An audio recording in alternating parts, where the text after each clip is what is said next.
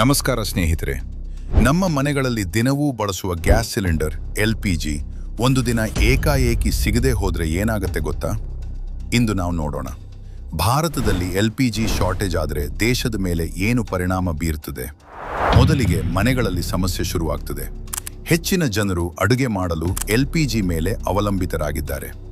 Gas ಸಿಗದಿದ್ದರೆ ಮರದ ಚುಲ್ಲಿಗೆ ಮರಳಬೇಕಾಗಬಹುದು.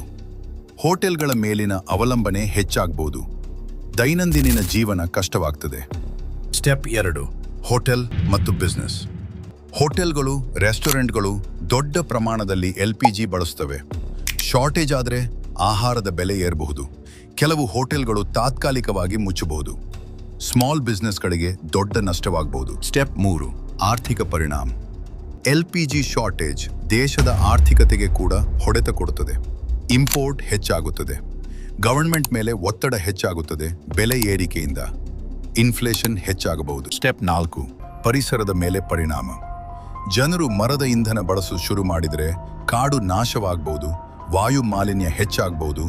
ಆರೋಗ್ಯ ಸಮಸ್ಯೆಗಳು ಹೆಚ್ಚಾಗಬಹುದು. ಸ್ಟೆಪ್ 5, ಸರ್ಕಾರದ ಕ್ರಮ. ಇಂತಹ ಪರಿಸ್ಥಿತಿಯಲ್ಲಿ ಸರ್ಕಾರ ಏನ್ ಮಾಡಬಹುದು?